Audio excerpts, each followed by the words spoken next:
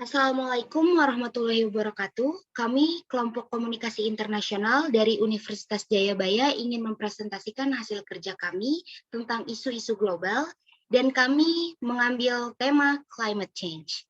Perkenalkan, nama saya Nadira Syana Zalia Azahra, dan saya bersama 3 rekan saya, yaitu Cendani Sekar Putri, Helen Sitinjak, dan Maulidina Aulia Rahma.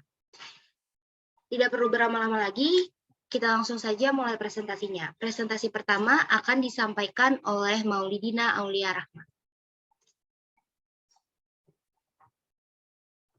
Silakan kepada Maulidina Aulia Rahma.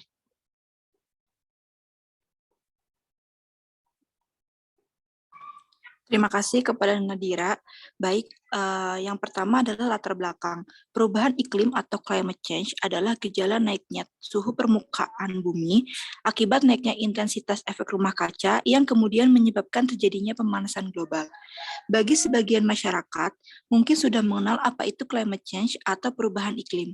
Kenaikan suhu udara ini dipicu oleh semakin tingginya kadar gas rumah kaca di atmosfer, di antaranya oleh CO2, yang banyak dihasilkan dari aktivitas manusia seperti kegiatan pembakaran bahan bakar fosil, misalnya seperti minyak, gas, dan batu bara, yang banyak digunakan untuk industri, transportasi, rumah tangga, pembangkit, dan lain-lain.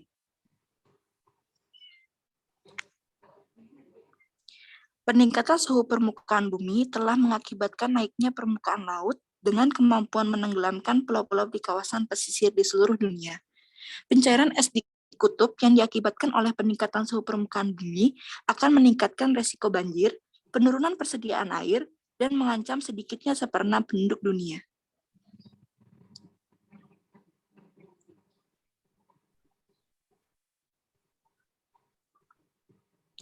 Menanggapi kondisi tersebut, yang tergabung di dalam Dewan Perserikatan Bangsa-Bangsa menyetujui sebuah konvensi untuk perubahan iklim atau United Nations Framework Convention on Climate Change pada tahun 1992. Tujuan utama konvensi dan setiap pengaturan hukum terkait yang disetujui oleh konvensi para pihak adalah tercapainya kestabilan konsentrasi GRK di atmosfer pada tingkat yang akan mampu mencegah intervensi bahaya antropogenik pada sistem iklim. Terima kasih, saya kembalikan kepada Nadira. Terima kasih kepada Maulidina. Selanjutnya adalah permasalahan climate change yang akan disampaikan oleh rekan saya, Cendani Sekar Putri. Silakan. Terima kasih Nadira. Selanjutnya, saya akan menjelaskan mengenai permasalahan climate change. Saat ini, keadaan dunia semakin mengkhawatirkan dengan adanya climate change atau yang kita kenal dengan perubahan iklim. Climate change merupakan fakta yang tidak bisa disangkal lagi. Climate change bukanlah persoalan biasa, melainkan sebuah bencana atau malapetaka besar yang akan terjadi di dunia. Namun, masalah serius ini kerap diabaikan dan dipandang sebelah mata. Padahal, climate change sangat berbahaya bagi keberlangsungan hidup di dunia.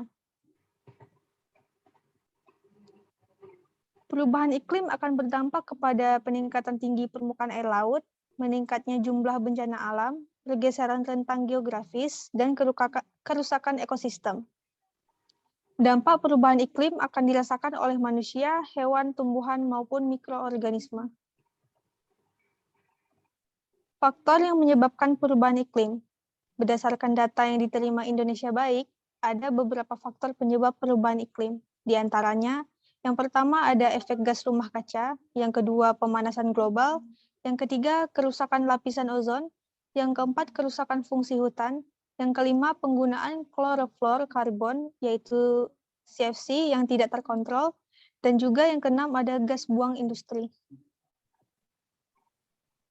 Nantinya, ada dari perubahan iklim yang terjadi secara terus-menerus juga menimbulkan dampak tersendiri bagi kehidupan masyarakat.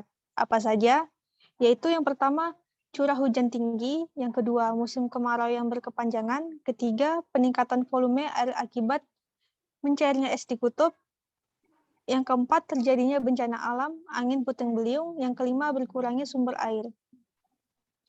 Climate change terjadi di seluruh dunia, yang artinya bahaya bencana akan terjadi di mana dan kapan saja, tak terkecuali Indonesia. Indonesia merupakan salah satu dari sekian negara yang rawan terhadap bencana alam akibat pengaruh climate change atau perubahan iklim. Selanjutnya akan saya serahkan kepada Nadira. Terima kasih. Terima kasih kepada Cendani. Selanjutnya adalah proses dan tujuan komunikasi yang akan disampaikan oleh rekan saya, Helen. Silakan, Helen. Baik, terima kasih Nadira atas waktunya.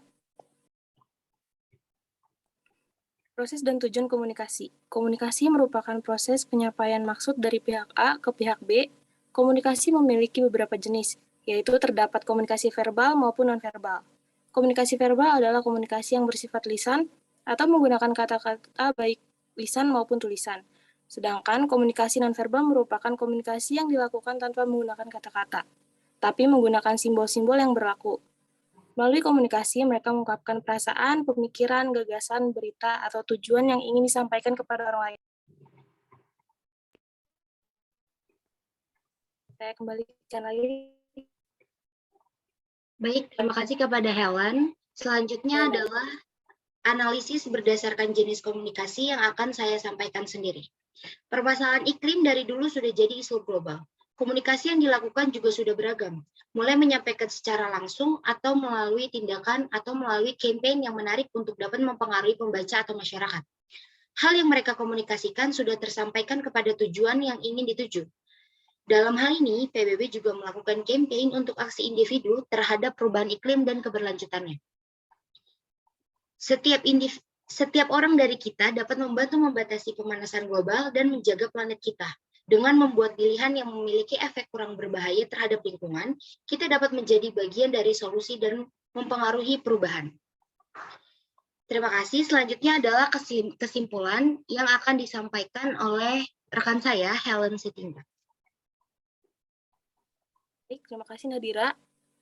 Kesimpulan dari pembahasan ini yaitu perubahan iklim atau climate change adalah gejala naiknya suhu permukaan bumi akibat naiknya intensitas efek rumah kaca yang kemudian menyebabkan terjadinya pemanasan global. Bagi sebagian masyarakat, mungkin sudah mengenal apa itu climate change atau perubahan iklim. Kenaikan suhu udara ini dipicu oleh semakin tingginya kadar gas rumah kaca di atmosfer, di antaranya oleh CO2 yang banyak dihasilkan dari aktivitas manusia seperti kegiatan pembakaran bahan bakar fosil, misalnya minyak, gas, batu bara, yang banyak digunakan untuk industri, transportasi, rumah tangga, pembangkit, dan lain-lain. Perubahan iklim merupakan suatu proses yang menimbulkan dampak yang negatif bagi kehidupan kita di bumi. Misalnya, kerusakan ekosistem, kekeringan, banjir, kekurangan pangan, penyebaran penyakit menyebabkan pencairnya es di kutub, dan bencana alam lainnya. Perubahan iklim akan berdampak kepada peningkatan tinggi perubahan air laut, meningkatnya jumlah bencana alam, bergesernya rentang geografis, dan kerusakan ekosistem. Dampak perubahan iklim akan dirasakan oleh manusia, hewan, tumbuhan, maupun mikroorganisme. Baik, selanjutnya saya kembalikan kepada Nadira. Terima kasih Helen, dan akan saya lanjutkan lagi tentang kesimpulannya. Salah satu ciri komunikasi yang digunakan masa kini yaitu dari media massa. Media massa kini adalah kemampuan digitalisasi teks.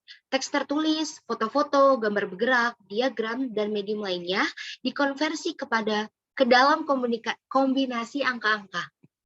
Keuntungannya adalah efisiensi secara waktu dan tempat dalam penyimpanan maupun pengaksesan dan membuat masyarakat dapat mudah memahami maksud dari penyampaian media massa.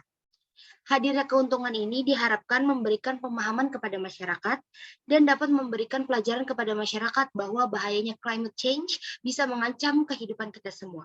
Apalagi dengan munculnya internet yang dilengkapi dengan World Wide Web, membuat interkonektivitas menjadi semakin terbuka. Membuat semua informasi yang ingin disampaikan bisa dilihat oleh semua orang. Ketika berita climate change tidak masuk dalam berita media konvensional, tapi karena adanya internet dan smartphone, setiap orang bisa mengakses di mana dan kapan saja di belahan bumi dengan memasuki World Wide Web. Segitu saja presentasi dari kelompok kami. Kurang lebihnya mohon maaf. Wassalamualaikum warahmatullahi wabarakatuh.